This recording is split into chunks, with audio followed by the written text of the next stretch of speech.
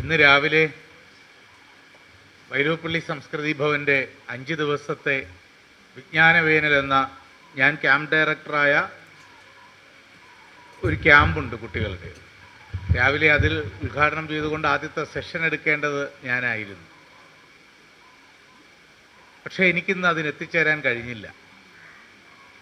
എന്നാൽ ഇവിടെ കൃത്യമായി നേരത്തെ എത്തിച്ചേരാൻ കഴിയുകയും ചെയ്തു.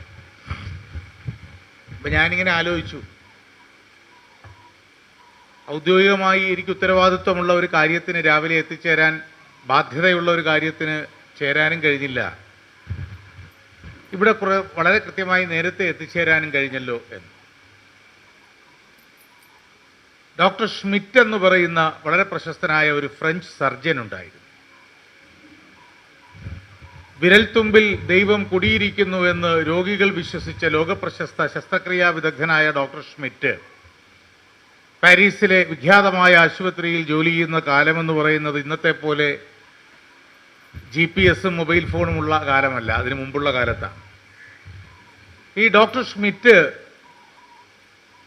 വളരെ പ്രധാനപ്പെട്ട ഒരു പേപ്പർ പ്രസൻറ്റേഷന് വേണ്ടി ലണ്ടനിൽ നടക്കുന്ന ഒരു മെഡിക്കൽ കോൺഫറൻസിലേക്ക് ക്ഷണിക്കപ്പെട്ടു. ആ മെഡിക്കൽ കോൺഫറൻസിൽ അതിഥിയായി ഏറ്റവും പ്രധാനപ്പെട്ട പ്രബന്ധാവതാരകനായി ഡോക്ടർ ഷ്മിറ്റ് പോകാൻ തയ്യാറായ വൈകുന്നേരമാണ് ഫ്രഞ്ച് ഭരണാധികാരിയായ മിത്തറാങ്കോ മറ്റോ ആണ് അക്കാലത്ത് അദ്ദേഹത്തിൻ്റെ ഓഫീസിൽ നിന്നും ഡോക്ടർ ഷ്മിറ്റിനെ തേടി ഒരു സന്ദേശം എത്തുന്നത്. ഒരു പ്രമുഖന് അടിയന്തിരമായി ഒരു ശസ്ത്രക്രിയ വേണ്ടി വരുന്നു, അത് താങ്കൾ തന്നെ നിർവഹിക്കണം. പ്രഥമ പൗരൻ്റെ കൽപ്പന കല്ലേ പിളർക്കുമെന്നുള്ളത് കൊണ്ട് തന്നെ ആ ശസ്ത്രക്രിയ ചെയ്യുവാൻ നിർബന്ധിതനായ ഡോക്ടർ ഷ്മിറ്റ് വളരെ ഗുരുതരമായ രോഗാവസ്ഥയിൽ നിന്നും തൻ്റെ അതിവിദഗ്ധമായ പാടവം കൊണ്ട് ആ രോഗിയെ ശസ്ത്രക്രിയ ചെയ്ത് വിജയകരമായി ശസ്ത്രക്രിയ പൂർത്തിയാക്കിയതിന് ശേഷം പാരീസ് വിമാനത്താവളത്തിലേക്ക് കുതിച്ചു പാഞ്ഞു. വിമാനത്താവളത്തിലെത്തിയപ്പോൾ ഡോക്ടർ ഷ്മിറ്റ് വല്ലാതെ നിരാശനായി. കാരണം തനിക്ക് ലണ്ടനിലേക്ക് പോകേണ്ടിയിരുന്ന വിമാനം ഏറെ നേരത്തിന് മുൻപേ തന്നെ പറന്നകന്ന് കഴിഞ്ഞിരുന്നു. അതിരാവിലെ അവേഴ്സിൽ പിന്നെ അടുത്ത ദിവസം അതിരാവിലെ വരെ എയർപോർട്ടിൽ കാത്തു നിന്ന് അതിരാവിലെയുള്ള ഒരു മാഞ്ചസ്റ്റർ വിമാനത്തിൽ സീറ്റ് കണ്ടെത്തി അദ്ദേഹം മാഞ്ചസ്റ്ററിൽ ഇറങ്ങി. മാഞ്ചസ്റ്ററിൽ നിന്ന് ലണ്ടനിലേക്ക് അന്നത്തെ കാലത്ത് 8-9 മണിക്കൂറോളം സമയം റോഡ് മുഖാന്തരം യാത്ര ചെയ്യാൻ വേണം. ഒരിക്കലും ഉണ്ടാകാത്ത രീതിയിൽ UK-യിൽ അന്നത്തെ ദിവസം ടാക്സി പണിമുടക്കായിരുന്നു. മാഞ്ചസ്റ്ററിൽ നിന്ന് ലണ്ടനിലേക്ക് എത്തേണ്ട ഡോക്ടർ ഷ്മിറ്റിൻ്റെ മുന്നിൽ അവിടെയും ഒരു വാതിൽ തുറന്നു. കാരണം ടാക്സികൾ പണിമുടക്കാണെങ്കിലും ലണ്ടനിൽ റെൻ്റ് കാർ സർവീസ് വളരെ വ്യാപകമായുണ്ട്. മാഞ്ചസ്റ്ററിൽ നിങ്ങൾ ക്രെഡൻഷ്യൽസ് ഉള്ള രേഖകളുള്ള ഒരാളാണ് എങ്കിൽ നിങ്ങളുടെ രേഖകൾ സബ്മിറ്റ് ചെയ്തതിന് ശേഷം നിങ്ങൾക്ക് ആ വാഹനം സ്വന്തമായി ഡ്രൈവ് ചെയ്ത് യാത്രയ്ക്ക് ഉപകരിക്കാം. അങ്ങനെ ലഭിച്ച ഒരു വാഹനത്തിൽ വളരെ പെട്ടെന്ന് തന്നെ ഡ്രൈവ് ചെയ്ത് ലണ്ടനിലേക്കുള്ള യാത്രയിലായി ഡോക്ടർ ഷ്മിറ്റ്. 300ഓളം കിലോമീറ്ററുകൾ പിന്നിട്ട് കഴിഞ്ഞപ്പോൾ ലണ്ടനിലെ ആ വല്ലാത്ത മഴക്കാലത്ത്, ലണ്ടനിലെ മഴ നമ്മുടെ മഴ പോലെയല്ലല്ലോ, വെള്ളത്തേക്കാൾ കൂടുതൽ മഞ്ഞുപാളികൾ പെയ്യുന്ന, ആലിപ്പഴം പെയ്യുന്ന മഴയാണ് ഇംഗ്ലണ്ടിലെ ഈ സ്റ്റാർ മരങ്ങളുടെ ഇലകളിൽ നിന്ന് മഞ്ഞു പൊഴിയുന്ന വർഷകാലം. ആ മഴക്കാലത്ത് GPS ഇല്ലാത്ത ആ നല്ല കാലത്ത്, മൊബൈൽ ഫോൺ ഇല്ലാത്ത ആ സുന്ദരകാലത്ത് പക്ഷേ ഒരു ചൂണ്ടുപലക ഏതോ മഞ്ഞ് കഷണം വന്ന് വഴിമാറി കാണിച്ചിരുന്നു. വഴികാട്ടി വഴിതെറ്റിയത് കൊണ്ട് വഴിതെറ്റിപ്പോയ ഡോക്ടർ ഷ്മിറ്റ് പിന്നെയും 10-300 കിലോമീറ്ററുകൾ അകലെ എത്തിയപ്പോൾ 1 സെൻറ്റിമീറ്റർ പോലും മുന്നോട്ട് യാത്ര ചെയ്യാൻ കഴിയാത്ത രീതിയിൽ, വഴി തടസ്സപ്പെടുത്തുന്ന രീതിയിൽ ഹിമപാതമുണ്ടായി. വല്ലാത്ത ഇരുട്ടും പകലിൽ പോലും. മുനിഞ്ഞു കത്തുന്ന വെളിച്ചമുള്ള ആ ഒറ്റയടിപ്പാതയിലെ ഒരൊറ്റ വീട് ഡോക്ടർ ഷ്മിറ്റിൻ്റെ ശ്രദ്ധയിൽപ്പെടുകയും അവിടെ അദ്ദേഹം കാറ് നിർത്തുകയും ചെയ്തു. കാറ് നിർത്തി ആ വീട്ടിലെ ബെല്ലമർത്തിയപ്പോൾ മധ്യവയസ്കയായ ഒരു സ്ത്രീ പുറത്തേക്ക് ഇറങ്ങി വന്നു. എനിക്ക് ലണ്ടനിലേക്ക് പോകാനുള്ളതാണ്, വഴിയാത്ര പറ്റുന്നില്ല, വല്ലാത്ത ബുദ്ധിമുട്ടുണ്ട്, കുടിക്കാനൊരൽപ്പം ചൂടുവെള്ളം വേണം, എൻ്റെ കാറ് വൃത്തിയാക്കാൻ പാകത്തിലുള്ള ഒരു ഫ്ലാനൽ തുണി ലഭിക്കണം എന്നാവശ്യപ്പെട്ടു.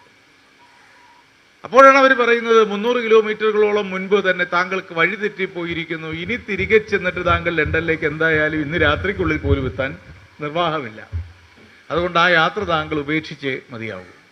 പരിചയപ്പെടുത്തലൊന്നും ഉണ്ടായില്ല. അകത്തേക്ക് കയറി ഇരിക്കാൻ പറയുകയും അദ്ദേഹം അകത്തിരുന്നപ്പോൾ അവർ കുടിക്കാൻ ചായ കൊണ്ടു കൊടുക്കുകയും അദ്ദേഹത്തിന് നല്ല ആതിഥ്യം സമ്മാനിക്കുകയും ചെയ്തതിന് ശേഷം അവർ പറഞ്ഞു, ക്ഷമിക്കണം, കുറച്ചു നേരം എന്നെ അനുവദിക്കണം, ഒന്ന് മാറി നിൽക്കാൻ. അവരകത്ത മുറിയിലേക്ക് പോയിട്ട് പ്രാർത്ഥനയാണ് തുടങ്ങിയത്. ഡോക്ടർ ഷ്മിറ്റിൻ്റെ പുസ്തകത്തിൻ്റെ പേര് life not just a poem എന്നാണ് കേട്ടോ. ജീവിതം ഒരു വെറും കവിതയല്ല എന്നാണ് ആ പുസ്തകത്തിൻ്റെ പേര്. അപ്പോൾ ഡോക്ടർ ഷ്മിറ്റ് പറയുന്ന പുസ്തകത്തിൽ എഴുതിയിരിക്കുന്നത്, I have never heard a horrid down for bigger than the louder than the cry of that woman. അവരുടെ കരച്ചിലിനേക്കാൾ കൂടുതൽ തീക്ഷ്ണമായ ഒരു വർഷം, ഒരു മഴ, ഒരു പേമാരി ഞാൻ എൻ്റെ ജീവിതത്തിൽ കേട്ടിട്ടില്ല എന്നാണ്. അങ്ങനെ നിലവിളിച്ച കരയുന്നത്, അലറി വിളിച്ചുകൊണ്ട് പ്രാർത്ഥിക്കുകയാണ് ആ സ്ത്രീ. അരമണിക്കൂർ പ്രാർത്ഥന കഴിഞ്ഞ് തിരികെ വരും, എന്തെങ്കിലും വേണമെന്ന് ചോദിക്കും, ചൂടുവെള്ളം കൊടുക്കും, വീണ്ടും അകത്ത് പോകും, പ്രാർത്ഥിക്കും. അതും അലറി വിളിച്ച് കരഞ്ഞ് നിലവിളിച്ച് ഏറ്റവും തീക്ഷ്ണമായ അന്നേ വരെ ആ മനുഷ്യൻ്റെ, ആ സർജൻ്റെ ജീവിതത്തിൽ കേൾക്കാൻ കഴിഞ്ഞ ഏത് ഭീകരമായ നിലവിളി ആക്രന്തരങ്ങളെക്കാൾ കൂടുതൽ ഡെസിബെല്ലുകളുള്ള കരച്ചിലോടെയുള്ള പ്രാർത്ഥന. കുറച്ചു നേരം കഴിഞ്ഞു, ഡോക്ടർ പുറത്തേക്ക് ഇറങ്ങി. ലണ്ടനിലേക്കുള്ള യാത്ര എന്തായാലും ഇനി നടക്കില്ല, തിരികെ മാഞ്ചസ്റ്ററിലേക്ക് പോയി പാരീസിലേക്ക് മടങ്ങുവാനുള്ള സന്നദ്ധതയോടുകൂടി ആ സ്ത്രീയോട് നന്ദി പറഞ്ഞ് കാറിൽ കയറിയിരുന്ന doctor Schmidt, for no reasons I got a sensible lightning, ഒരു കാരണവുമില്ലാതെ എൻ്റെ മനസ്സിൽ ബോധപൂർണമായ ഒരു മിന്നൽ, ഒരു കൊള്ളിയാൻ മിന്നി. അദ്ദേഹം കാറിൽ നിന്ന് പുറത്തേക്ക് ഇറങ്ങി, വീണ്ടും ബെല്ലടിച്ച സ്ത്രീ പുറത്തേക്ക് ഇറങ്ങി വന്നപ്പോൾ ചോദിച്ചു, എനിക്കൊരു സംശയം, എനിക്കൊരു കാര്യം അറിയാനുണ്ട്, നിങ്ങൾ എന്തിനാണ് ഇങ്ങനെ വല്ലാതെ കണ്ട് നിലവിളിച്ച് പ്രാർത്ഥിക്കുന്നത്, ഇത്ര കണ്ട് കരയിഞ്ഞ് പ്രാർത്ഥിക്കുന്നത് എന്തിനാണ് എന്ന്. ആ സ്ത്രീ ഇയാളുടെ കൈപിടിച്ച് അകത്ത മുറിയിലേക്ക് കൂട്ടിക്കൊണ്ടുപോയപ്പോൾ അകത്ത മുറിയിൽ അവർ കാട്ടിക്കൊടുത്തത് 12ഓളം വയസ്സ് പ്രായമുള്ള വെള്ളാരം കണ്ണുകളുള്ള ഒരു പെൺകുട്ടി കട്ടിലിൽ കിടക്കുകയാണ്. അരയ്ക്ക് കീഴെ തളർന്നുപോയ, സംസാരിക്കാൻ കഴിയാത്ത അവസ്ഥയിൽ കോമയായ, വെജിറ്റബിളായി മാറിയ ഒരു പെൺകുട്ടി. അവർ പറഞ്ഞു, ഇതെൻ്റെ മകളാണ്.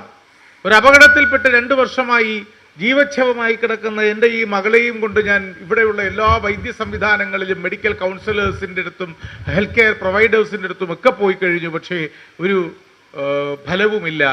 അവർക്കാർക്കും ഇവരുടെ ജീവിതം സാധാരണമാക്കാൻ കഴിയുന്നില്ല. അവർ പറഞ്ഞത് ഇനി ഒരൊറ്റ മാർഗമേ ഉള്ളൂ, അതങ്ങ് ഫ്രാൻസിലുള്ള ഒരു ഡോക്ടർ ഷ്മിറ്റ് ഉണ്ട്, അയാളെ കൊണ്ട് കാണിച്ചാൽ ഒരു മേജർ സർജറി നടത്തിയാൽ ഈ കുഞ്ഞിനെ രക്ഷിക്കാൻ പറ്റും. എന്നെപ്പോലൊരാളിന് ഈ വടക്കൻ ഇംഗ്ലണ്ടിലെ ഗ്രാമത്തിൽ താമസിക്കുന്ന ഒരു പാവം സ്ത്രീക്ക് എങ്ങനെയാണ് ഫ്രാൻസിലെ ഈ മഹാസർജൻ്റെ അടുത്ത് പോയി ഓപ്പറേഷൻ നടത്താൻ കഴിയുക? ഡോക്ടർ ഷ്മിറ്റ് ആ കുട്ടിയെ സ്വന്തം ചെലവിൽ കൊണ്ടുപോവുകയും സർജറി നടത്തുകയും ആ കുട്ടി പിന്നീട് അത്ലറ്റായി മാറുകയൊക്കെ ചെയ്ത ചരിത്രം. അതൊന്നുമല്ല ഞാൻ പറയാൻ വന്നത്. ഈ പുസ്തകത്തിൻ്റെ life not just a poem എന്ന ആ പുസ്തകത്തിൻ്റെ അവസാനത്തെ പേജിൽ, അവസാനത്തെ തൊട്ടു മുമ്പിലുള്ള പേജിൽ ഡോക്ടർ ഷ്മിറ്റ് എഴുതുന്നു, ആ കുട്ടിയെ രക്ഷിച്ചതിൻ്റെ ക്രെഡിറ്റ് ദൈവത്തിനൊന്നുമല്ല, ആ കുട്ടിയുടെ ജീവിതം മനോഹരമാക്കിയത് ദൈവമല്ല, ആ കുട്ടിയെ രക്ഷിച്ചത് ഞാനാണ്. ആ കുട്ടിയെ രക്ഷിച്ചത് എൻ്റെ കഴിവാണ്, എൻ്റെ പ്രതിഭയാണ്, എൻ്റെ വർഷങ്ങളായുള്ള പരിശീലനമാണ്, ഒരു ഡോക്ടർ എന്ന നിലയിൽ ഞാൻ ആർജിച്ചെടുത്ത മികവാണ്, എൻ്റെ ടൈംലി ഇൻ്റർവെൻഷൻസ് ആണ്, എൻ്റെ സർജറിയാണ്. അത് ഞാനാണെന്ന് എനിക്ക് ഉറപ്പുണ്ട്. പക്ഷേ എനിക്കൊരു സംശയവുമുണ്ട്, ഡോക്ടർ എഴുതുന്നു. But still I have A doubt. ഈ ഫ്രാൻസിലുള്ള പ്രമുഖനായ ആ മനുഷ്യന് അന്നത്തെ ദിവസം ഒരു അടിയന്തര ശസ്ത്രക്രിയയ്ക്ക് കാരണമായ രോഗമുണ്ടാക്കിയതാരാണ്? എയർപോർട്ടിലെത്തിയപ്പോൾ എൻ്റെ വിമാനം നഷ്ടപ്പെടുകയും മാഞ്ചസ്റ്ററിലേക്ക് എനിക്ക് വിമാനം ലഭിക്കുകയും ചെയ്യാൻ കാരണം എന്താണ്? മാഞ്ചസ്റ്ററിൽ അസാധാരണമായ രീതിയിൽ ടാക്സികൾ പണിമുടക്കാൻ കാരണം എന്താണ്? മഞ്ഞുപാളി വീണ് ആ വഴികാട്ടി തന്നെ വഴിതെറ്റിപ്പിക്കാൻ കാരണം എന്താണ്? കൃത്യം 3 മണിക്കൂറുകളോ 300 കിലോമീറ്ററുകൾക്കോ അപ്പുറം മെല്ലിഞ്ഞ ആ വഴിത്താരയിലെ ആ വെളിച്ചമുള്ള ചെറു വീട്ടിൽ ഞാൻ എന്തുകൊണ്ട് കാറ് നിർത്തി? അതിനെല്ലാം ഉപരി കാറിൽ മടക്കയാത്രയ്ക്ക് ഒരുങ്ങിയ ഞാൻ എന്തിന് ആരുടെ നിർദ്ദേശപ്രകാരം പുറത്തേക്കിറങ്ങി? എൻ്റെ ആത്മാവിൻ്റെ ചോദ്യമായി ഞാൻ ആ അമ്മയോട് ചോദിച്ചു, എന്താണ് നിങ്ങളുടെ കരച്ചിലിൻ്റെ കാരണം എന്ന്. എൻ്റെ ജീവിതം മുഴുവൻ ആ ചോദ്യത്തിൻ്റെ ഉത്തരം ഞാൻ അന്വേഷിച്ചു കൊണ്ടേയിരുന്നു. എനിക്ക് ആ ഉത്തരം കിട്ടി. അതറിയിക്കാനാണ് ഈ പുസ്തകം. ഇതാണ് പെനൽറ്റിമേറ്റ് പേജ്. തൊട്ടടുത്ത പേജിൽ ഒരു വാചകമേ ഉള്ളൂ. തൊട്ടടുത്ത പേജിലെ വാചകം എന്താണ് എന്നറിയുവാനുള്ള ആകാംക്ഷയോടെയാണ് ആ പുസ്തകത്തിൻ്റെ അവസ്ഥ. നമ്മളൊക്കെ ഏത് പുസ്തകം വായിക്കുമ്പോഴും നമ്മളൊക്കെ എന്താ പറയുക? ചെക്കോവിനെ വായിച്ചുകൊണ്ടൊന്നും അല്ലല്ലോ, നീലകണ്ഠൻ പരമാരെയും ദുർഗാപ്രസാദ് ഖേത്രിയെയും കോട്ടയം പുഷ്പമാതിനെയൊക്കെ വായിച്ചുകൊണ്ട് തന്നെയാണ് വായനയുടെ ലോകത്തേക്ക് കിടക്കുന്നത്. ഒരുപക്ഷെ എൻ്റെ കുടുംബ രീതി അനുസരിച്ചുകൊണ്ട് കുട്ടിക്കാലത്ത് ആദ്യം കണ്ടു തുടങ്ങിയ പുസ്തകം ഇതൊന്നുമല്ല, മറിച്ച് അച്ഛൻ എന്ന കമ്മ്യൂണിസ്റ്റുകാരൻ വീട്ടിൽ കൃത്യമായി കൊണ്ടുവരാറുണ്ടായിരുന്ന സോവിയറ്റ് യൂണിയൻ എന്ന നിറയെ നിറങ്ങളുള്ള മണമുള്ള ഒരു മാസികയുടെ താളുകളാണ് കണ്ടുകൊണ്ടിരുന്നത്. അപ്പോൾ ഈ പുസ്തകങ്ങൾ ഏത് വായിക്കുമ്പോഴും, നമ്മൾ സിനിമ കാണുമ്പോഴും നമ്മൾ അടുത്ത രംഗം ഏതാണെന്ന് നമ്മളൊന്ന് ഊഹിക്കും. ഞാനിത് പറഞ്ഞപ്പോൾ നിങ്ങൾക്ക് ഒരു ഊഹമുണ്ടല്ലോ. രക്ഷിച്ചത് ഞാനാണെങ്കിലും ഇതിന് ഈ പറഞ്ഞ നിമിത്തങ്ങളൊക്കെ ഉണ്ടാകാൻ കാരണം, ആ നിലവിളിയോട് മറുചോദ്യം ചോദിക്കാൻ എന്നെ പ്രേരിപ്പിച്ചത് എന്താകും എന്ന് ഞാൻ കണ്ടെത്തിയെന്ന് ഡോക്ടർ ഷ്മിറ്റ് എഴുതിയത്. ആ കടലാസ് മറിച്ചു നോക്കിയപ്പോൾ നിങ്ങളിപ്പോൾ പ്രതീക്ഷിക്കുന്നത് പോലെ അതിൻ്റെ ഉത്തരമാണ് ദ ഗോഡ്, ദൈവം എന്ന ഷ്മിറ്റിൻ്റെ വാചകം. നിങ്ങളെപ്പോലെ തന്നെ എൻ്റെ ഈ പക്വതയില്ലാത്ത മനസ്സുകൊണ്ട് അങ്ങനെ ഒരു ഉത്തരമാകുമെന്ന വിശ്വാസത്തിൽ അതാകും എന്ന് കരുതി മറിച്ചു നോക്കിയപ്പോൾ ഓരോ നിമിഷവും ഏറ്റവും സത്യസന്ധവും ഏറ്റവും ആഴവും ഏറ്റവും ശക്തവുമായ ഒരു കവിതയുടെ വെളിപാട്, ഈ പ്രപഞ്ചത്തിലുള്ള ഏറ്റവും സത്യസന്ധമായ അറിവിൻ്റെ നിർവചനമായിരുന്നു ആ കടലാസിൽ. ഡോക്ടർ ഷ്മിറ്റ് എഴുതി, don't wonder, my answer is not God. ദൈവമെന്നല്ല എൻ്റെ ഉത്തരം. എനിക്കൊരു ഉത്തരമേ ഉള്ളൂ. എൻ്റെ വിമാനത്തിനെ വഴിതെറ്റിച്ചത്, എൻ്റെ കാറിനെ വഴിതെറ്റിച്ചത്, മഴ കാരണം വഴിമുടക്കിയത്, ആ വീട്ടിലേക്ക് എത്തിയത്, തിരികെ ചോദിക്കാൻ എൻ്റെ ഉള്ളിലൊരു മിന്നൽ പിണർ പോലെ കാരണമായ ആ കയ്യൊപ്പ്, ആ ശബ്ദം, ആ നിറം, ആ മണം, ആ വെളിച്ചം, അതിനൊരു പേരേ ഉള്ളൂ. ആ പേര് മദർ എന്നാണ്. ആ അമ്മ എന്നതാണ് ഈ പ്രപഞ്ചത്തിലെ ഏറ്റവും വലിയ ശക്തി എന്നാണ്. ഇന്ന് ഞാൻ ഉത്തരവാദിത്വം വഹിക്കുന്ന ക്യാമ്പ് ഡയറക്ടറായിരിക്കുന്ന ക്യാമ്പിൻ്റെ ഉദ്ഘാടനത്തിൽ പോയി ആദ്യത്തെ സെഷൻ എടുത്തുകൊണ്ട് കുട്ടികളോട് അത് ഉദ്ഘാടനം ചെയ്യാൻ കഴിയാൻ പറ്റാതിരിക്കുകയും ഭാരത് സേവക് സമാജിൻ്റെ വളരെ ആത്മബന്ധമുള്ള ഈ പ്രസ്ഥാനത്തിൻ്റെ ഈ പ്രോഗ്രാമിൽ ഈ വൈകുന്നേരത്തിൽ ഇവിടെ നേരത്തെ എത്താൻ കഴിയുകയും ചെയ്തതിന് പിന്നിലുള്ള ഏറ്റവും പ്രധാനപ്പെട്ട കാരണം എന്നത് 51 56 നിങ്ങൾക്ക് ഏത് സൗകര്യമുള്ളതുപോലെ നിങ്ങൾ വിശേഷിപ്പിച്ചാലും അക്ഷരങ്ങൾ കൊണ്ട് ഈ പ്രപഞ്ചത്തിൽ എന്തെങ്കിലും ആകാൻ, ഒന്നുമായിട്ടുണ്ടെന്ന് വിശ്വസിക്കുന്നില്ലെങ്കിൽ പോലും എന്തെങ്കിലും നേട്ടങ്ങൾ കൈവരിക്കുവാൻ എനിക്ക് കഴിഞ്ഞിട്ടുണ്ടെങ്കിൽ അതിനെന്നെ പ്രാപ്തനാക്കിയ എൻ്റെ വീട്ടുമുറ്റത്തെ കിണറിൽ കിനിയുന്ന നീരിൻ്റെയോ വേപ്പുമരത്തിൽ തട്ടിവരുന്ന കാറ്റിൻ്റെ നാമം ചൊല്ലലിൻ്റെയോ പേരായ മലയാളം എന്ന അമ്മയാണ് എന്നെ ഇവിടെ ഈ വൈകുന്നേരത്ത് എത്തിക്കാനുള്ള പ്രധാന കാര്യമെന്ന് തിരിച്ചറിയുന്നു. കഴിഞ്ഞ ദിവസം അദ്ദേഹം പറഞ്ഞതുപോലെ വിദേശ രാജ്യത്ത് പോയപ്പോഴും ഞാൻ പറഞ്ഞത് അതാണ്. പ്രവാസിയെ പ്രേരിപ്പിക്കുന്ന ഘടകം എങ്ങകന്നാലും ഇങ്ങണയണമെന്ന ആഗ്രഹമുണ്ടല്ലോ പ്രവാസ ലോകത്ത് ജീവിക്കുന്നവർക്ക് തിരികെ നാട്ടിൽ വരാൻ. അത് ഈ റേഡിയോയിൽ നാളികേരത്തിൻ്റെ നാട്ടിൽ എന്നുള്ള പാട്ട് കേൾക്കാനുള്ള കൊതി കൊണ്ട് മാത്രമോ, കാത്തിരിക്കുന്ന സ്ത്രൈണമായ ഒന്നിൻ്റെ, അമ്മയുടെ, കാമുകിയുടെ, പെങ്ങളുടെ, ഭാര്യയുടെ, കൂട്ടുകാരിയുടെ ഒക്കെ ഓർമ്മകൾ കൊണ്ടോ മാത്രമൊന്നുമല്ല പ്രവാസി തിരിച്ചണയാൻ പ്രേരിപ്പിക്കപ്പെടുന്നത്. മറിച്ച് തിരിച്ചണയുമ്പോൾ അവനെ കാത്തിരിക്കുന്നു അവൻ്റെ ഭാഷ എന്ന മലയാളം എന്ന വാക്കിനോടുള്ള അവനറിയാതെ അവൻ്റെ ഉള്ളിൽ ഉറവ പൊട്ടുന്ന ഒരു പ്രണയം കൊണ്ടുകൂടിയാണ്. അതിനർത്ഥം മലയാളം മാത്രമാണ് ശ്രേഷ്ഠ ഭാഷ എന്നല്ല. ആ പ്രിയം, ആ പ്രണയം അമ്മ എന്ന വാക്കിനോടുള്ള നമ്മുടെ പ്രണയം പോലെ ഭാഷയോടുള്ള പ്രണയവും നമ്മെ പിടിച്ചു നിർത്തുന്നു. ഏറെ ആഹ്ലാദകരം, ഡാർവിനെ ഭരണാധികാരികൾക്ക് ചിലപ്പോൾ പാഠപുസ്തകങ്ങളിൽ നിന്ന് ഡാർവിനെ ഒഴിവാക്കാൻ തോന്നിയാലും നമുക്കാർക്കും ഡാർവിനെ ഒഴിവാക്കാൻ തോന്നുന്നില്ല. ആസ്ട്രലോപിത്തക്കസും രാമാപിത്തക്കസും ഹോമോ ഇറക്ടസും ക്രൊമാഗ്നനും ഹോമോസാപ്പിയനും ഒക്കെ നമ്മൾ അംഗീകരിക്കുന്നു പരിണാമ സിദ്ധാന്തം. എങ്കിലും ഉള്ളിൻ്റെ ഉള്ളിൽ ഇവിടെ ഇരിക്കുന്നവർക്കൊക്കെ ഒരു കാര്യം ഓർമ്മയുണ്ട്, ഡാർവിനോട് ഒരേ തിരഭിപ്രായമുള്ളവരാണ് നമ്മൾ. രൂപത്തിലൊക്കെ ശരി, ഡാർവിൻ്റെ ഒറിജിൻ ഓഫ് സ്പീഷീസ് ഒക്കെ ശരി, പക്ഷേ മനുഷ്യനാദ്യം ജനിച്ചത് അപ്പോഴൊന്നും ആയിരുന്നില്ലല്ലോ. ആദ്യത്തെ ഹോമോസാപ്പിയൻ ആയിരുന്നില്ലല്ലോ ആദ്യത്തെ മനുഷ്യൻ. Man continued to be an ape and he ceased to be an ape on the day the first book was written on the face of the globe എന്നാണ്. മനുഷ്യനൊരു ആൾക്കുരങ്ങായി തന്നെ തുടർന്നു. വാല് പോയിട്ടും വാനരൻ നരനായില്ല മനസ്സുകൊണ്ടെന്ന് സാരം. ലോകത്തിലെ ആദ്യത്തെ മനുഷ്യൻ ജനിച്ചത്, ഈ പ്രപഞ്ചത്തിലെ ആദ്യത്തെ പുസ്തകം എഴുതപ്പെട്ട നിമിഷത്തിൽ മാത്രമാണ് എന്ന് വിശ്വസിക്കുന്നവരുടെ കൂട്ടത്തിൽപ്പെട്ടവരാണല്ലോ ഞാനും നിങ്ങളും ഒക്കെ. അതുകൊണ്ട് തന്നെ ഇവിടെ ചൊല്ലിക്കേൾക്കുന്ന കവിതകൾ അടുത്ത വാരത്തിൽ അല്ലെങ്കിൽ അടുത്ത മാസത്തിൽ ആ കവിതകളുടെ പുസ്തകമായി മാറുമ്പോൾ അതൊരു പുതിയ പിറവിയുടെയോ പുതിയ സാംസ്കാരിക പരിവർത്തനത്തിൻ്റെയോ വഴികാട്ടിയായി മാറുന്നു എന്ന് ആഹ്ലാദത്തോടെ ഓർമ്മിപ്പിക്കാനും ശ്രീ PS ബാലചന്ദ്രൻ എന്ന ബാലേട്ടനെ ആ കാര്യത്തിൽ അഭിനന്ദിക്കുവാനും കൂടി ഈ അവസരം വിനിയോഗിക്കുന്നു. അപ്പം നിങ്ങളെ ഓർമ്മിപ്പിക്കുന്നു. ബ്രൂസ് കോണലിനെ കുറിച്ച് ഞാൻ അറിയുന്നത് 1993 നവംബർ 5 ചെമ്പഴന്തി SN കോളേജിൽ ഡിഗ്രിക്ക് പഠിക്കുന്ന കാലത്താണ്. എനിക്ക് ഈ അക്കങ്ങൾ, മാത്തമാറ്റിക്സ് ആയിരുന്നു സബ്ജക്റ്റ് എന്നുള്ളതുകൊണ്ടും കണക്ക് കൂട്ടുന്നതിൽ മെൻ്റൽ മാത്സിൽ വലിയ കമ്പമുള്ളതുകൊണ്ടും ശ്രീമതി ജയ്ക്കൊക്കെ അറിയാവുന്നതുപോലെ 10 100 സംഖ്യകൾ ഇങ്ങനെ കണ്ടിട്ട് കൂട്ടി പറയുന്ന താല്പര്യമുള്ളതുകൊണ്ടും ബഹുമാനപ്പെട്ട നമ്മുടെ ജയപ്രകാശിനെ പോലെ കണക്കിൽ പിശക് വരാത്തത് കൊണ്ടും എനിക്ക് കൃത്യമായി വർഷം ഓർമ്മയുണ്ട്. 1993 ഞാൻ ഡിഗ്രിക്ക് പഠിക്കുന്ന കാലത്താണ് ഞാൻ ബ്രൂസ് കോണലിനെ കുറിച്ച് അറിയുന്നത്. അദ്ദേഹം എൻ്റെ 40 വർഷങ്ങൾക്ക് മുമ്പ് കവടിയ രാമേന്ദ്രൻ സാറുമായി ഞാൻ തർക്കിക്കുന്നത്, സംവാദത്തിൽ ഏർപ്പെട്ടത് കേട്ടു എന്ന് പറഞ്ഞപ്പോൾ ഞെട്ടി. കാരണം 40 വർഷങ്ങൾക്ക് മുമ്പ് എനിക്ക് 10 വയസ്സാകുന്നതേ ഉള്ളൂ, തികഞ്ഞിട്ടില്ലായിരുന്നു. അദ്ദേഹം പറഞ്ഞു 40 വർഷങ്ങൾക്ക് മുമ്പ് ഒരു സംവാദം കേട്ടിട്ടുണ്ടെന്ന് പറഞ്ഞു. അന്ന് എനിക്ക് 10 വയസ്സ് തികയുന്നേ ഉള്ളൂ. എന്തായാലും അത് 30 ആകാനാണ് സാധ്യത. 90കളിലാണ്, ഞാൻ കോളേജിൽ പഠിച്ചിരുന്ന കാലത്താണ്. അപ്പോൾ 1993 നവംബർ 5 വന്ന ഒരു പത്രത്തിലെ വാർത്തയിൽ ഇതാണ് ബ്രൂസ് കോർണലിനെ കുറിച്ച് അറിയുന്നത്. ബ്രൂസ് കോർണൽ ലോകത്തിലെ ഏറ്റവും മഹാനായ ഭാഷാ പണ്ഡിതനായിരുന്നു, ഫിലാന്ത്രോപ്പിസ്റ്റ് ആയിരുന്നു. ലോകമെമ്പാടുമുള്ള സർവ്വഭാഷകളെയും കുറിച്ച് അറിയാനും പഠിക്കുവാനും ആഗ്രഹമുള്ള, ഭാഷകളിൽ ജീവിതത്തിന്റെ ലഹരി കണ്ടെത്തിയ ബ്രൂസ് കോർണൽ എന്ന് പറയുന്ന ആ മനുഷ്യൻ ഒരു സുപ്രഭാതത്തിൽ അറിയുന്നു, ആഫ്രിക്കയിലെ കാമറൂണിൽ കസ്ബെ എന്നൊരു ഭാഷയുണ്ട്. കസബെ എന്ന കമറൂണിലെ ഭാഷ സംസാരിക്കുന്ന മനുഷ്യന്മാരുടെ കൂട്ടത്തിൽ ഇനി ഈ പ്രപഞ്ചത്തിൽ ജീവിക്കുന്നവനായി അവശേഷിക്കുന്ന ഒരൊറ്റയാളേ ഉള്ളൂ, ബാഗോൺ എന്ന മനുഷ്യൻ. അപ്പോൾ ബാഗോണിനെ കാണാനും കസ്ബെ എന്ന ഭാഷയുടെ വഴിത്താരകളെക്കുറിച്ച്, അതിൻ്റെ മൊഴികളെക്കുറിച്ച്, അതിൻ്റെ ഇമ്പങ്ങളെക്കുറിച്ച്, അക്ഷരമാല ഇല്ലാത്ത ആ ഭാഷയുടെ വാമൊഴി വഴക്കങ്ങളെക്കുറിച്ച് അറിയുവാനുള്ള ആഗ്രഹവുമായി ഇദ്ദേഹം എഴുതിയതുപോലെ ആർദ്രമായ പ്രണയത്തിൻ്റെ മണ്ണടരികൾ. ഇവിടെ കേട്ട കവിതകളിൽ എനിക്ക് ഏറ്റവും ഇഷ്ടപ്പെട്ട കവിതയാണ് കേട്ടോ, ഇരുളും മൗനവും എന്ന് പറയുന്ന അതിഗംഭീരമായ വല്ലാത്തൊരാശയങ്ങളുള്ള, ഒറ്റയ്ക്കിരിക്കുമ്പോൾ ഇരുളിലിരിക്കുമ്പോൾ ഏകാന്തതയിൽ കാഴ്ചകൾ തെളിഞ്ഞു വരുന്ന ആ കവിതയുണ്ടല്ലോ. അതുപോലെ ആ മണ്ണടരുകൾ, ഭാഷയുടെ മണ്ണടരുകളെക്കുറിച്ച് അറിയുവാൻ വേണ്ടി ആഫ്രിക്കയിലേക്ക് കപ്പലിലും വിമാനത്തിലുമായി സഞ്ചരിച്ചാണ് 1993 നവംബർ 4 ബ്രൂസ് കോർണൽ കമറൂണിൻ്റെ തലസ്ഥാനമായ യർവുണ്ടയിലെത്തുന്നത്. യർവുണ്ടയിൽ എത്തിക്കഴിയുമ്പോഴാണ് ബ്രൂസ് കോർണൽ ഒരു മഹാനടുക്കത്തോടെ അറിയുന്നത്, തൊട്ട് തലേ ദിവസം രാത്രി ഈ ബാഗോൺ മരിച്ചുപോയി.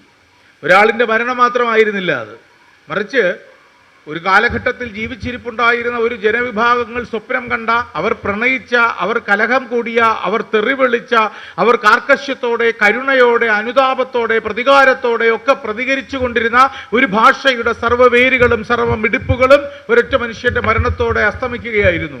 ഇത് പിറ്റേ ദിവസം ഡിഗ്രിക്ക് ഞാൻ പഠിക്കുന്ന സമയത്താണ് ഈ പറഞ്ഞതുപോലെ നവംബർ 5 ഇന്ത്യൻ എക്സ്പ്രസ് പത്രത്തിലാണ് ഈ വാർത്ത വരുന്നത്. ബ്രൂസ് കോർണലിനെ കുറിച്ച് ഒരു സ്റ്റോറിയായി വരികയാണ്. അപ്പോൾ ആ വാർത്ത വായിച്ചു കഴിഞ്ഞ ആ കാലഘട്ടം മുതൽ തുടങ്ങിയതാണ് മലയാള ഭാഷയെക്കുറിച്ച്, നമ്മുടെ ഭാഷയുടെ ആരോഗ്യം എങ്ങനെയുണ്ടെന്ന് അറിയുന്നത്. യുണൈറ്റഡ് നേഷൻസ് ഓർഗനൈസേഷൻ്റെ ഒരു പട്ടികയുണ്ട്, ഐക്യരാഷ്ട്രസഭയുടെ ഭാഷകളുടെ ശക്തിയെക്കുറിച്ച്, ശക്തി ദൗർബല്യങ്ങളെക്കുറിച്ചുള്ള സ്വാറ്റ് അനാലിസിസ് മുഖാന്തരം തയ്യാറാക്കിയ ഒരു പട്ടികയുണ്ട്. ഭാഷാ പട്ടികയിൽ 3 കാറ്റഗറികളിലായാണ് strength, weakness, opportunities and threats എന്നിവയുടെ അടിസ്ഥാനത്തിൽ ഭാഷകളെ തരംതിരിച്ചിരിക്കുന്നത്. ഒന്ന് സ്ട്രോങ്, മറ്റൊന്ന് വീക്ക്, മറ്റൊന്ന് സ്ട്രോങ് ബട്ട് ചാലഞ്ച്ഡ്.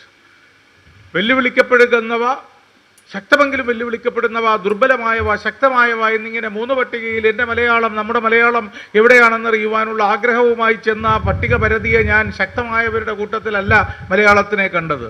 ഞാൻ കണ്ടത് ശക്തം പക്ഷേ വെല്ലുവിളികൾ നേരിടുന്നത് എന്നാണ്. അതിനുള്ള സർവേ റീസൺസ്, കാരണങ്ങളായവർ പറയുന്നത്, ഈ ഭാഷ സംസാരിക്കുന്ന പ്രദേശത്തുള്ളവരുടെ അക്കാദമിക വിജയത്തിനു വേണ്ടി രക്ഷകർത്താക്കൾ അവരുടെ കുട്ടികളെ ഈ ഭാഷാ പഠനത്തിന് പ്രേരിതരാക്കുന്നതിൽ നിന്ന് വിലക്കുന്നു എന്നതാണ്. ഉപഭാഷയായി ഫ്രഞ്ച് എടുത്താൽ കൂടുതൽ മാർക്ക് കിട്ടുന്ന മിടുക്കന്മാരാക്കുക എന്നുള്ളതാണ്. മിടുക്കന്മാരെ സൃഷ്ടിക്കുന്നവരായി നമ്മുടെ അച്ഛനമ്മമാർ മാറിക്കൊണ്ടിരിക്കുന്ന ഒരു കാലഘട്ടത്തിൽ മനുഷ്യന്മാരെ സൃഷ്ടിക്കുവാൻ വളരെ പര്യാപ്തമായ ഒന്നാണ് ഭാഷാ പഠനം എന്നത് നമ്മൾ അറിയാതെ പോകുന്നു എന്ന ഒരു ദിവസത്തിൽ, എന്ന ഒരു കാലത്തിൻ്റെ നടുവിലാണ് നമ്മൾ നിൽക്കുന്നത്. നമുക്കിപ്പോൾ എല്ലാം മിടുക്കന്മാരും മതി. ലോകം തന്നെ ഇപ്പോൾ 2ആണ്. ഞാനൊക്കെ അല്ലെങ്കിൽ ബാലേട്ടനൊക്കെ സ്കൂളിൽ പഠിക്കുമ്പോൾ ലോകത്തിനെ വിഭജിച്ച തിയറിയെ നമ്മൾ പണ്ട് ടെക്ടോണിക്സ് വെച്ച് കോണ്ടിനെൻ്റൽ ഡ്രിഫ്റ്റ് തിയറി എന്നും, സൂപ്പർ കോണ്ടിനെൻസ് 5 ഭൂഖണ്ഡങ്ങൾ ഉണ്ടായതുമാണ്, പ്ലേറ്റുകളായി ഭൂമി മാറിയതൊക്കെയാണ് വലിയ ഡ്രിഫ്റ്റ് എന്നാണ് കരുതിയിരുന്നത്. അതൊന്നുമല്ല. നമ്മുടെ കാലത്തിൽ ഈ ലോകത്തിനെ നമ്മളിന്ന് ഈ ഭൂമി മനുഷ്യരാശിയുടെ ചരിത്രത്തിൽ തന്നെ നമ്മൾ വിഭജിച്ച് നോക്കിയാൽ, സത്യസന്ധമായി പറഞ്ഞാൽ എനിക്ക് എൻ്റെ പക്വത കുറവുണ്ടാകാം, എനിക്ക് ലോകത്തെ 2ആയി മാത്രമേ വിഭജിക്കാൻ കഴിയൂ. ഒന്ന് മാർട്ടിൻ കുയിപ്പർ എന്ന മനുഷ്യൻ ആ മഹാസാധനം കണ്ടുപിടിച്ചതിന് ശേഷമുള്ള ലോകവും അതിന് മുമ്പിലുള്ള ലോകവും. മാർട്ടിൻ കുയിപ്പർ കണ്ടുപിടിച്ച മഹാസാധനത്തിൻ്റെ പേര് മൊബൈൽ ഫോൺ എന്നാണ്. മൊബൈൽ ഫോൺ ഉണ്ടാകുന്നതിന് മുമ്പുള്ള ലോകവും അതിന് പിൻപുള്ള ലോകവും എന്ന് തന്നെ ലോകത്തിനെ 2ആയി വിഭജിക്കണം. തീന്മേശയിൽ അച്ഛനും മക്കളും കുടുംബാംഗങ്ങളും ഒരുമിച്ചിരുന്ന് പരസ്പരം മുഖത്ത് നോക്കി സംസാരിച്ചു കൊണ്ടിരുന്ന ഒരു ലോകവും, തീന്മേശയിൽ ഒരുമിച്ചിരുന്ന് ആഹാരം കഴിക്കുന്നത് ആരാണ് എന്ന് പിന്നീട് ഓർത്തെടുക്കുവാൻ പോലും കഴിയാത്ത രീതിയിൽ മുഖത്ത് നോക്കാതെ മുഖപുസ്തകത്തിൽ മാത്രം തലപൂഴ്ത്തിക്കൊണ്ടിരിക്കുന്നവരുടെ ലോകവും തമ്മിലുള്ള ഒരു വലിയ ഡ്രിഫ്റ്റ് ഉണ്ടല്ലോ. വെയിലത്തോടിക്കളിച്ച നമ്മളും ബ്ലൂ വെയിലത്തോടിക്കളിക്കുന്ന നമ്മുടെ മക്കളും തമ്മിലുള്ള ഒരു വലിയ കാലാന്തരമുണ്ട്. അങ്ങനെ 2ആയി ലോകത്തെ വിഭജിക്കപ്പെടുന്ന ഒരു കാലത്തിൽ മികച്ച മനുഷ്യരെ സൃഷ്ടിക്കുവാൻ വേണ്ടി പ്രയത്നിച്ചിരുന്ന സാഹചര്യങ്ങൾക്ക് പകരം മിടുക്കരെ സൃഷ്ടിക്കുവാനുള്ള, ജീവിതത്തിലെ A+ അല്ല പരീക്ഷയിലെ A+ ആണ് പ്രധാനമെന്ന് കരുതുന്നവരുടെ ഒരു കാലത്തിലാണ് നമ്മൾ ജീവിക്കുന്നത്. ഈ അറിവ് ഒരു വലിയ കവിതയാണ് എന്ന് തിരിച്ചറിഞ്ഞ കാലം മുതലാണ് കോളേജ് കാലത്തും സ്കൂൾ കാലത്തും ഉണ്ടായിരുന്ന കവിതയോടുള്ള കമ്പത്തിനേക്കാൾ കൂടുതൽ വലിയ കമ്പം അറിവിനോടുണ്ടാകുന്നത്. കവിതയായാലും അറിവായാലും മനുഷ്യനെ എന്തിനെ പ്രേരിപ്പിക്കുന്നുവെന്ന് ചോദിച്ചാൽ മലയാള ഭാഷയിൽ എന്തിനു പ്രേരിപ്പിക്കുന്നു എന്ന് ചോദിച്ചാൽ എൻ്റെ അഭിപ്രായത്തിൽ വേറൊന്നുമില്ല. കവിയായാലും അറിവ് സ്വന്തമാക്കുന്നവനായാലും പൊതുപ്രവർത്തകനായാലും മതേതരനായ ഏത് മനുഷ്യനായാലും അവൻ്റെ ഏറ്റവും പ്രധാനപ്പെട്ട ദൗത്യം, അത് സാംസ്കാരിക ദൗത്യം, രാഷ്ട്രീയ ദൗത്യം, വൈജ്ഞാനിക ദൗത്യം, സാമൂഹ്യ ദൗത്യം, ഇതൊക്കെ എന്തെന്ന് ചോദിച്ചാൽ ഒന്നേ ഉള്ളൂ, ചുംബിക്കുക എന്നത് മാത്രമെന്ന് വിശ്വസിക്കുന്ന ഒരാളാണ് ഞാൻ. ഉമ്മ വയ്ക്കുക എന്നതിനേക്കാൾ കൂടുതൽ വലിയ സാംസ്കാരിക പ്രവർത്തനമൊന്നും ആർക്കും ചെയ്യാനില്ല ഈ കെട്ടകാലത്തിൽ, ഈ ലോകത്തിൽ. അത് കേവലമായ അർത്ഥത്തിലുള്ള ഓസ്കുലേഷൻ എന്ന കിസ്സിങ് എന്ന കേവലാർത്ഥത്തിലല്ല ഞാൻ പറഞ്ഞത്. മറിച്ച് ചുംബിക്കുവാൻ ചുംബിക്കാൻ എന്ത് വേണം? എന്തുണ്ടെങ്കിലും നമുക്ക് ചുംബിക്കാൻ പറ്റൂ. ചുണ്ടല്ല ചുണ്ടുകൾ ഉണ്ടതുകൊണ്ട് മാത്രം ചുംബിക്കാൻ പറ്റില്ലല്ലോ. ഞാൻ വിചാരിക്കുകയാണ് ഇന്ന് രാവിലെ മുതൽ ഞാൻ ഇങ്ങനെ ഇരിക്കുമെന്ന് തീരുമാനിച്ച ചുംബനം നടക്കുമോ? ഇല്ല. ചുണ്ടുകൾ തമ്മിൽ പരസ്പരം കൂട്ടിമുട്ടുന്ന വല്ലാത്ത നിമിഷത്തിന്റെ, ഇന്ദ്രധനുസിന്റെ നിറമുള്ള നിമിഷത്തിന്റെ പേരാണ് ചുംബനം. പരസ്പരം ചുണ്ടുകൾ കൂട്ടിമുട്ടുന്ന നിമിഷത്തിന്റെ ഉന്മത്തമായ ശബ്ദമാണ്, അതിൻ്റെ സംഗീതമാണ് ചുംബനം. ഏത് നിമിഷത്തിലും ഏത് ആളഹന്തയുടെ, ഏത് നെപ്പോട്ടിസത്തിന്റെ, ഏത് നാർസിസത്തിന്റെ, ഏത് വർണ്ണ ബോധ പെരുമയുടെ പേരിൽ ഞാൻ എന്നിങ്ങനെ പറഞ്ഞുകൊണ്ടിരിക്കുമ്പോൾ ഓരോ തവണ ഞാൻ എന്ന് പറയുമ്പോഴും ഈ ചുണ്ടുകൾ ഇങ്ങനെ ഇരുധ്രുവങ്ങളിലേക്ക് അകന്നു പോവുകയും ചുംബനം വിലക്കപ്പെടുകയും ചെയ്യും. അപരത്വം, അദ്ദേഹത്തിന്റെ കവിതയിൽ ഇല്ലാത്തപ്പോൾ എന്തിനപരത്വം എന്ന് ചോദിച്ചതുപോലെ അപരത്വം അപരരിൽ, മറ്റുള്ളവരിൽ കൽപ്പിച്ച് ജാതി മത കുല വർഗ വർണ്ണ പണ മണ നിറ ലിംഗ ഭാഷ ദേശ വ്യതിയാനങ്ങൾ ഏതിൻ്റെ പേരിലും നീ എന്ന് കൽപ്പിക്കുമ്പോൾ, അപരനായി കൽപ്പിക്കുമ്പോഴും ഓരോ തവണ ഈ നീ എന്ന് പറയുമ്പോഴും ചുണ്ടുകൾ അകന്നു പോകുന്നു, ചുംബനം തിരസ്കരിക്കപ്പെടുന്നു. ഞാൻ എന്ന വാക്കിൽ അകന്നു പോകുന്ന ചുണ്ടുകൾ, നീ എന്ന വാക്കിൽ അകന്നു പോകുന്ന ചുണ്ടുകൾ കൂടിച്ചേർന്ന് ചുംബനമുണ്ടാകണമെങ്കിൽ ചുണ്ടുകൾ കൂട്ടിമുട്ടിക്കുന്ന ആ ഇന്ദ്രജാലം സാധ്യമാക്കുന്ന വാക്ക് മലയാളിക്ക് നമ്മൾ എന്ന വാക്കാണ് എന്ന ഓർമ്മപ്പെടുത്തൽ തന്നെയാണ് ഏറ്റവും പ്രധാനം. അതുകൊണ്ട് കവിതയുടെ, അറിവിൻ്റെ, സാംസ്കാരിക പ്രവർത്തകന്റെ, പൊതുപ്രവർത്തകന്റെ, മതേതരനായ ഏത് മനുഷ്യന്റെയും ഏറ്റവും പ്രധാനപ്പെട്ട കർമ്മം ചുംബിക്കുക എന്നതിനർത്ഥം കേവലാർത്ഥത്തിലുള്ള ചുംബനമല്ല, മറിച്ച് നമ്മൾ എന്ന വാക്കിൽ ഉണ്ടുറങ്ങി ജീവിക്കുക എന്നുള്ളതാണ്. ഞാൻ എന്ന വല്ലാത്ത വാക്കിൻ്റെ വേവലാതി ചിലന്തി വലകളിൽ പെട്ട് കുടുങ്ങി ശ്വാസം കിട്ടാതെ അമർന്ന് അവനവനെ തന്നെ ആത്മപീഡയ്ക്ക് ഇരയാക്കി ജീവിതം മുഴുവൻ ഞാൻ, എനിക്ക്, എൻ്റെ എന്ന വാക്കുകളിൽപ്പെട്ട് സ്വയം അകറ്റി നിർത്തിപ്പെട്ടു പോകുന്ന പട്ടുമരങ്ങളായി മനുഷ്യർ മാറുന്നു. മരങ്ങൾ നടുന്നത് നല്ലതാണ്. മരങ്ങൾ നടുമ്പോൾ പരസ്പരം ഇലകൾ ഇങ്ങനെ കൂട്ടിമുട്ടാതിരിക്കാൻ വേണ്ടി ഒരാൾ എഴുതിയതാ, ഇലകൾ കൂട്ടിമുട്ടാതിരിക്കാൻ, ശാഖകൾ തമ്മിൽ കൂട്ടിമുട്ടാതിരിക്കാൻ മരങ്ങൾ അകറ്റി നടുന്നു മനുഷ്യർ. അവർക്കറിയില്ലല്ലോ മണ്ണിനടിയിൽ ആഴത്തിൽ അതിൻ്റെ വേരുകൾ ഇങ്ങനെ പരസ്പരം വല്ലാതെ പുണരാറുണ്ട് എന്നൊരാൾ എഴുതി. അപ്പോൾ അതുകൊണ്ട് ഞാൻ എന്ന വാക്ക് ഒഴിവാക്കുവാൻ നമ്മളെ പ്രേരിപ്പിക്കുന്ന ഏറ്റവും മഹത്തായ സാംസ്കാരിക പ്രവർത്തനം തന്നെയാണ് കവിതയും അറിവുമൊക്കെ. ഈ കവിത നിങ്ങളെപ്പോലെ തന്നെ കവിതയിലായിരുന്നു ഒരു കാലത്ത്. അപ്പോൾ ആദ്യം പ്രസിദ്ധീകരിച്ച പുസ്തകം സത്യത്തിൽ വേദത്രയം എന്ന പേരുള്ള എൻ്റെ കവിതകളുടെ സമാഹാരമായിരുന്നു.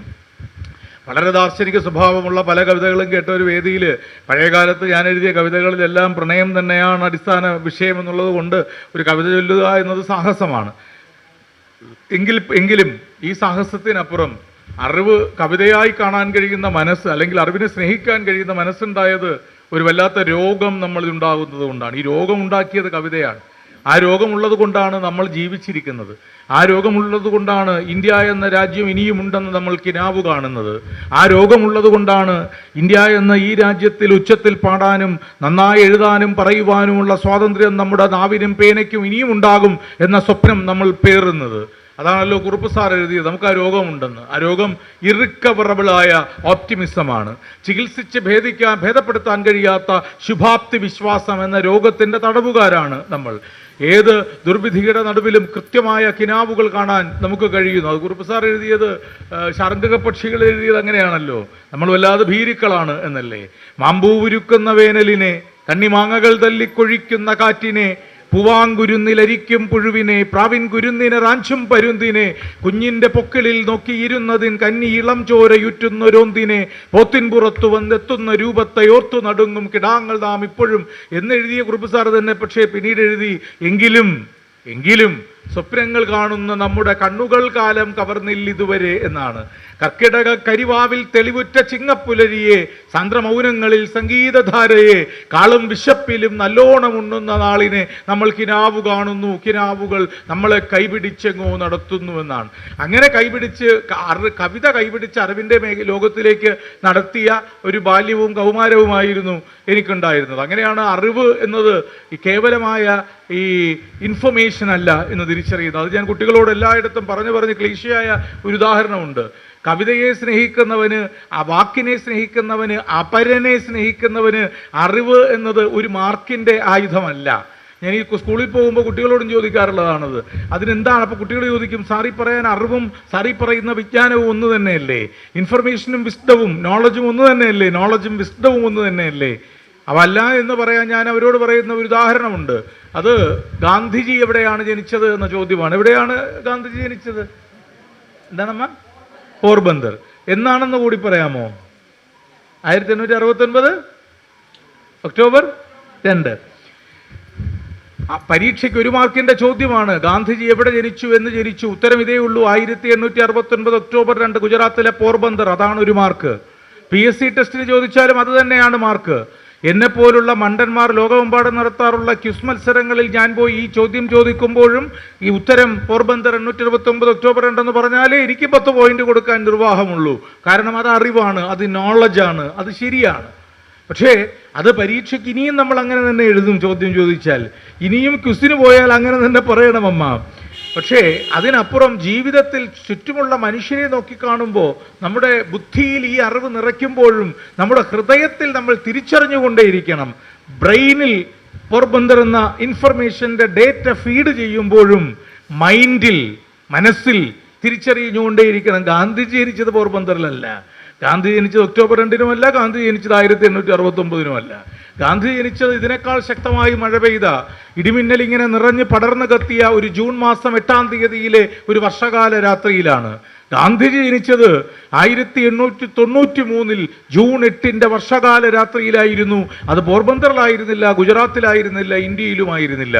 1893 ആണ്ട് ജൂൺ 8 വർഷകാല രാത്രിയിൽ തൻ്റെ 24-ാമത്തെ വയസ്സിൽ ദക്ഷിണാഫ്രിക്കയിലെ പീറ്റർ മാരീസ്ബർഗ് എന്നു പേരുള്ള റെയിൽവേ സ്റ്റേഷനിൽ 1-ാം ക്ലാസ്സിൽ യാത്ര ചെയ്യാൻ ടിക്കറ്റ് കയ്യിലുണ്ടായിട്ടും കറുത്തവനെ വെള്ളക്കാരൻ ഇടങ്കാലുകൊണ്ട് പുറത്തേക്ക് തൊഴിച്ചെറിഞ്ഞ മുഹൂർത്തത്തിൽ നിറത്തിന്റെ പേരിൽ മനുഷ്യനെ വിവേചിക്കുന്നതിനെതിരെ പ്രതികരിക്കാൻ ഉറച്ചതും ഉറപ്പിച്ചതുമാകണം സ്വജീവിതം എന്ന് ശപഥം ചെയ്ത ആ മുഹൂർത്തത്തിലാണ് മോഹൻദാസ് കരംചന്ദ് മരിച്ചതും ഗാന്ധിജി ജനിച്ചതും എന്ന് തിരിച്ചറിയുന്ന അറിവുണ്ട്. ആ അറിവ് കവിതയെ സ്നേഹിക്കുന്ന, അക്ഷരത്തെ സ്നേഹിക്കുന്ന, അപരനെ സ്നേഹിക്കുന്നവന്റെ അറിവാണ്. മാർക്ക് നേടാനുള്ള അറിവ് സൂക്ഷിക്കുമ്പോൾ തന്നെ മനുഷ്യനാകാനുള്ള അറിവ് സ്വന്തം ഹൃദയ വിശുദ്ധിയിലോ കണ്ണിലോ കാഴ്ചയിലോ ജീവിതത്തിലോ കാത്തു സൂക്ഷിക്കുവാൻ കഴിയാൻ ഒരുത്തനെ പ്രേരിപ്പിക്കുന്നതാണ് കവിത. ഈ ജയപ്രകാശ് സാറിനോടുള്ള എൻ്റെ കർശനമായ അമർഷം രേഖപ്പെടുത്തുന്ന ഒരു കാരണത്തിൽ കൂടിക്കൊണ്ടാണ്. കാരണം ഈ 10 വർഷം തെറ്റിച്ചെന്ന് മാത്രമല്ല, എനിക്ക് 12 വർഷം മുമ്പ്, 38 വയസ്സ് കഴിയുന്ന കാലമാണ് 12 വർഷം മുമ്പ്. പക്ഷേ 12 വർഷത്തിനിപ്പുറം പലരും എന്നോട് പറയാറുള്ളത് എനിക്ക് ഇപ്പോൾ 37 വയസ്സേ ആകുന്നുള്ളൂ എന്നുള്ളതാണ്. കാരണം ഇപ്പോൾ ഈ 12 അല്ല, അതുകൊണ്ടല്ല, ഞാനും ഒരു സുഹൃത്തും തമ്മിൽ വലിയ അടുപ്പത്തിലായിരുന്നു 12 വർഷം മുമ്പ്. വളരെ അടുത്തൊരു സുഹൃത്തുണ്ടായിരുന്നു. 12 വർഷങ്ങൾക്ക് മുമ്പ് ഒരു വല്ലാത്തൊരു നിമിഷത്തിൽ ഞാൻ ആ സുഹൃത്തിനെ കൊന്നുകളഞ്ഞു. അങ്ങനെ ആ സുഹൃത്തിനെ റൂത്ത്ലെസ്സായി, നിർദാക്ഷിണ്യം ആ സുഹൃത്തിനെ കൊന്നതുകൊണ്ട് കഴിഞ്ഞ 12 വർഷമായി ആ സുഹൃത്തിനെ ഒഴിവാക്കിയത് കൊണ്ട് ജീവിതത്തിൽ വലിയ പ്രായം കൂടുതലാകുന്നില്ല എന്നാണ് ബാലേട്ടന് കഴിഞ്ഞ ദിവസം കണ്ടപ്പോൾ പറഞ്ഞത്. അപ്പം അതുകൊണ്ടാകാം എനിക്കിഷ്ടപ്പെട്ട ഞാൻ എഴുതിയ കവിത നിശാടനം എന്ന് പറയുന്ന കവിതയാണ്. പക്ഷെ അത് ചൊല്ലാനുള്ള ആരോഗ്യം ഒരു പ്രസംഗത്തിന് ശേഷം ഇല്ലാത്തത് കൊണ്ട്, അത് പാണ്ഡവ വിജയത്തിനപ്പുറം നേരുകൾ പാപങ്ങൾ വെന്ത ശിലയിലുടക്കുന്നതിനെ കുറിച്ചാണ്. ഹിഡിംബി ഭീമനോട്, അല്ലെങ്കിൽ ഭീമൻ ഹിഡിംബിയോട് പറയുന്നതാണ്. അത് ഇല്ലാത്തത് കൊണ്ട് കോളേജിൽ പഠിക്കുന്ന കാലത്ത് പെൺകുട്ടിക്ക് ഭാഷയുള്ളത് കൊണ്ട് മാത്രം പ്രണയിച്ചു പോയ ഒരാളാണ് ഞാൻ. അന്ന് ഈ കാണുന്ന തടിയും അല്ലെങ്കിൽ ഇന്നത്തെ പോലെ മേക്കപ്പും കയ്യിലൊന്നും ഇല്ലാത്തതുകൊണ്ട് പ്രസംഗ മത്സരങ്ങളുടെ ഒരു യൂണിവേഴ്സിറ്റി കലാപ്രതിഭ പ്രസംഗ മത്സരം റേഡിയോയിലെ ഒരു നിമിഷം പരിപാടിയുടെയൊക്കെ പകിട്ടുണ്ട് എങ്കിലും ഞാൻ ഏറെക്കുറെ വല്ലാതെ കണ്ട് മെലിഞ്ഞ ഒരു ജീൻസും ഒരു മര ജുബയും ഇദ്ദേഹത്തിന് അറിയാവുന്നതുപോലെ മര ജുബയും ഇട്ട ചെറിയ കുറ്റിത്താടിയും ഒക്കെ വെച്ച വല്ലപ്പോഴും ആഴ്ചയിലോ രണ്ടാഴ്ചയിലോ ഒരിക്കൽ മാത്രം കുളിക്കുന്ന ദിനേശ് ബീഡി മാത്രം വലിക്കുന്ന ഒരാളൊക്കെ ആയിരുന്നതുകൊണ്ട് പ്രണയത്തിന് വലിയ സാധ്യതകളില്ലാത്ത ഒരു കോളേജ് കാലമായിരുന്നെങ്കിലും കോളേജ് യൂണിയൻ ഭാരവാഹിയും പ്രസംഗമൊക്കെ ആയതുകൊണ്ട് ഇഷ്ടമുണ്ടായിരുന്ന കുട്ടികളെയൊക്കെ പ്രണയത്തിൻ്റെ ആ ഒരു മായയിലേക്ക് കൊണ്ടുവരുവാൻ അന്ന് ഉപയോഗിച്ചിരുന്ന ആയുധം നമ്മുടെ ഭാഷയാണ്. ഇടയ്ക്ക് അതിൽ അബദ്ധവും പറ്റും. അതുകൊണ്ടാണ് പിന്നെ മറവി പാടില്ലാൻ തീരുമാനിച്ചത്. കാരണം ഏത് കുട്ടികൾ വരുമ്പോഴും ഇപ്പോൾ സന്ധ്യനീയൻ ശരൽക്കാല സാന്ത്വനം നീറും മനസ്സിലെ ശീതസായന്തനം എന്ന് സന്ധ്യയ്ക്കും നീലിമ നമ്മൾ പിരിഞ്ഞു പോകേണ്ടവർ പിരിയുന്നതിന് മുൻപ് മറന്നുപോയി ഇടുക എന്ന് നീലിമയ്ക്കുമൊക്കെ എഴുതി കൊടുത്ത് ഇമ്പ്രസ് ചെയ്യും. പക്ഷെ ചിലപ്പോൾ ഈ പെട്ടെന്നുള്ള തിരക്കിൽ ഇവർ തമ്മിൽ ഒരുമിച്ചിരിക്കുമ്പോൾ മറിച്ചു നോക്കുമ്പോൾ രണ്ടും ഒന്നാകും. നീലിമ നീയൻ ശരൽക്കാല സാന്ത്വനം എന്നും സന്ധ്യ നീയൻ ശരൽക്കാല സാന്ത്വനം എന്നും ആകുമ്പോൾ ഇതൊരു സ്ഥിരം പരിപാടിയാണെന്ന് ആളുകൾ മനസ്സിലാക്കിയൊക്കെ ചെയ്യുന്ന കാലം ഉണ്ടായിരുന്നു. അന്ന് എഴുതിയൊരു കവിതയാണ്. ചൊല്ലാനുള്ള ഒരു സംഭവം ഇല്ല. ഒന്നാമത് കവിത ചൊല്ലേണ്ടതാണ് എന്നൊരു പാടേണ്ട സംഗീതമുണ്ട് കവിതയ്ക്ക് എന്നൊരു അഭിപ്രായം എനിക്കില്ല. ഏറ്റവും മോശമായി കവിത ചൊല്ലിയിരുന്ന ആൾ, മലയാളത്തിൽ ഏറ്റവും വിരസമായി കവിത ചൊല്ലിയിരുന്ന കവിയുടെ പേരറിയാമോ? അയ്യപ്പ പണിക്കർ സാറല്ല. അയ്യപ്പൻ വിരസമാണോ? അയ്യപ്പൻ അത് ഗംഭീരമായല്ലേ. പകുതിയും തിന്നുപോയി ലഹരിയുടെ പക്ഷികൾ എന്നൊക്കെ അയ്യപ്പൻ പറയുന്നത് അത് ഗംഭീരമായിരുന്നു. ഏറ്റവും മോശമായിട്ട് കവിത ചൊല്ലിയിരുന്ന ആളിൻ്റെ പേരിലുള്ള സാംസ്കാരിക സമുച്ചയത്തിൻ്റെ സാരഥിയാണ് ഞാൻ എന്നുള്ളത് കൊണ്ട് വൈലോപ്പിള്ളിയുടെ മാമ്പഴം വൈലോപ്പിള്ളിയേക്കാൾ കൂടുതൽ വിരസമായി മാമ്പഴം ചൊല്ലിയിട്ടുള്ള മറ്റൊരാളില്ലെന്നാണ് പറഞ്ഞു കേട്ടിട്ടുള്ളത്. അതുകൊണ്ട് എനിക്ക് കവിത ചൊല്ലാൻ അറിയില്ല. പിന്നെ ഈ ചൊല്ലലിൻ്റെ കണ്ഠശുദ്ധി കൊണ്ട് കവിയശപ്രാർത്ഥികളായ കവികളൊന്നും മലയാളത്തിൽ അത്ര പ്രമുഖരായ കവികളാണ് എന്നുള്ള അഭിപ്രായം എനിക്ക് പല കവികളെക്കുറിച്ചും സമകാലിക കവികളുടെ കൂട്ടത്തിലുള്ള പല കവികളെക്കുറിച്ചും എനിക്ക് കവിതയുടെ ആഴത്തിൽ അവരെക്കുറിച്ച് അങ്ങനെ ഒരു അഭിപ്രായവുമില്ല. പിള്ളേർക്ക് എഴുതി കൊടുക്കാൻ വേണ്ടി അന്ന് എഴുതിയ കവിതയാണ്. നീലിമ നമ്മൾ പിരിഞ്ഞു പോകേണ്ടവർ പിരിയുന്നതിൻ മുൻപ് മറന്നു പോയിടുക. നീലിമ നമ്മൾ മരണ തീർത്ഥാടകർ സ്മരണ ചുവപ്പിൻ്റെ നിഴലിൽ കുരുത്തവർ. പണ്ടേ പൊലിഞ്ഞ കിനാവുകൾ നമ്മളിന്നേതോ പുരാതന ഡയറി കുറിപ്പുകൾ. ഉച്ചരിക്കാൻ കഴിയാത്ത വാക്കുകൾക്ക് അർത്ഥം തിരഞ്ഞു തളരുകയാണു നീ. നീലിമ നിൻമിഴിക്കോണിലെ കടലിൻ്റെ ആഴം തിരഞ്ഞു മരിക്കുകയാണു ഞാൻ. ഉച്ചരിക്കാൻ കഴിയുന്ന വാക്കുകൾക്കർത്ഥമില്ലെന്നറിയുകയാണു നീ. നീലിമ നിൻമിഴിക്കോണിലെ കവിതയുടെ വൃത്തം പകർത്തി തളരുകയാണു ഞാൻ. ഒരു വേള മറവി തന്നിരുൾക്കയങ്ങളിൽ ചിറകറ്റു നീലക്കിളികൾ വീഴവേ വിശുദ്ധരാവിൻ്റെ നിഴലിൽ തൊടുക്കുമീ വിവശമാം കണ്ണുനീരമ്പിൻ്റെ വേഗമായി. ഒടുവിലെൻ്റെ ഈ പ്രവാസഭൂമിയിൽ വരാതിരിക്കുക. ഉച്ചരിക്കാൻ വാക്കു തിരക്കാതെ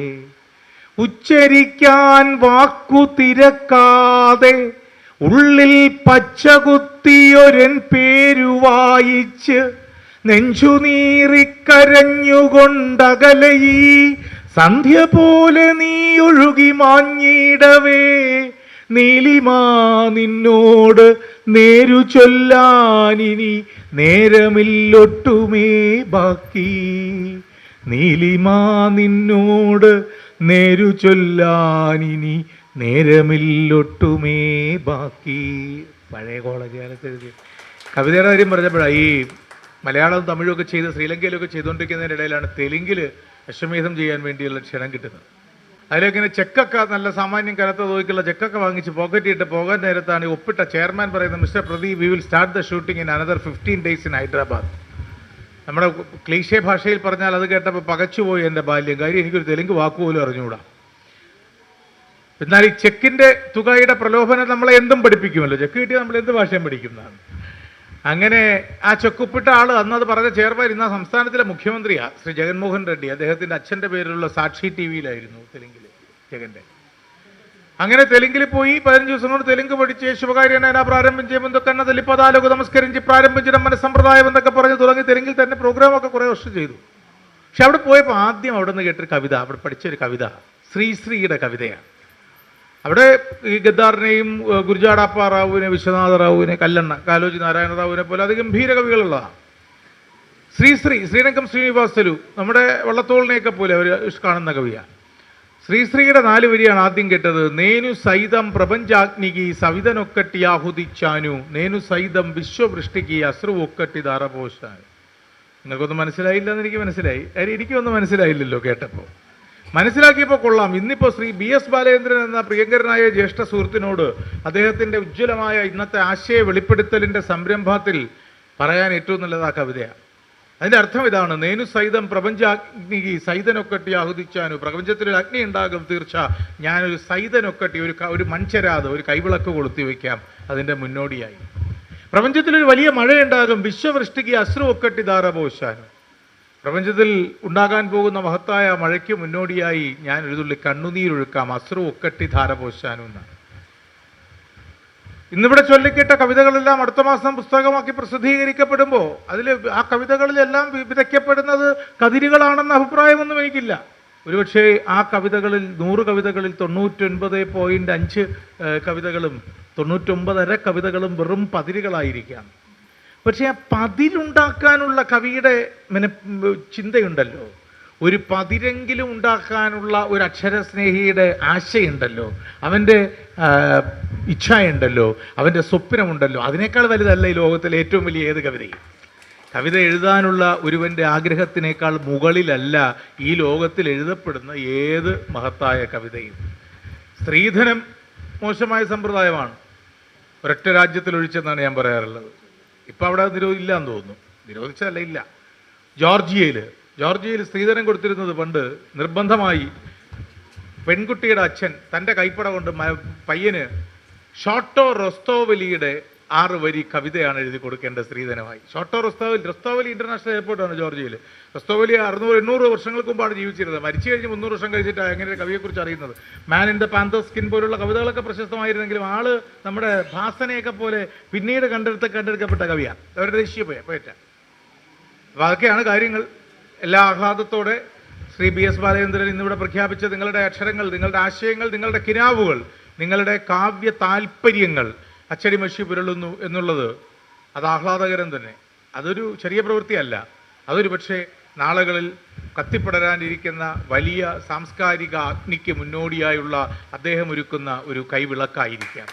നാളെ പെയ്യാനിരിക്കുന്ന ഭാരത് സേവക് സമാജിൻ്റെ ആഭിമുഖ്യത്തിൽ നാളെ പെയ്യാനിരിക്കുന്ന നേരുകളുടെ നടുവിൽ തൂർത്ത കരിമ്പടം അജ്ഞാനം കൊണ്ട് വിരിക്കുന്ന മതവെറി കൊണ്ട് വിരിക്കുന്ന കൂരിരുൾ മാറ്റി അവിടെ മാനവികതയുടെ സ്വത്വബോധത്തിൻ്റെ നന്മയുടെ സമഭാവനയുടെ കാവ്യ വഴികളുടെ മഴ പെയ്യിക്കുവാൻ അദ്ദേഹം ശ്രമിക്കുന്നത്, വലിയൊരു ശ്രമം ഉണ്ടാകുന്നതിന് മുന്നോടിയായി അദ്ദേഹം ഒഴുക്കുന്ന ഒരു കണ്ണുനീരാകാം ചിലപ്പോൾ ആ പ്രഖ്യാപനം.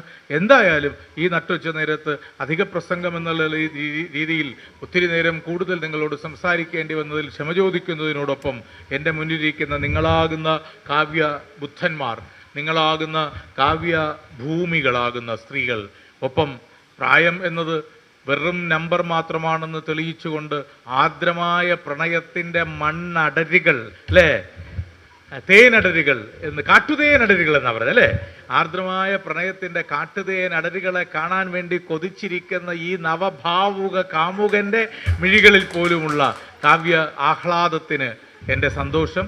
നിങ്ങളുടെ കവിത, നിങ്ങളുടെ വാക്കുകൾ, നിങ്ങളുടെ കിനാവുകൾ നാളെ ഉണ്ടാക്കും നേരത്തെ പറഞ്ഞ അഗ്നി. നിങ്ങളുടെ സ്വപ്നങ്ങൾ നാളെ പെയ്യിക്കും നേരത്തെ നമ്മൾ പറഞ്ഞുപോയ ഉജ്ജ്വലമായ മഴ.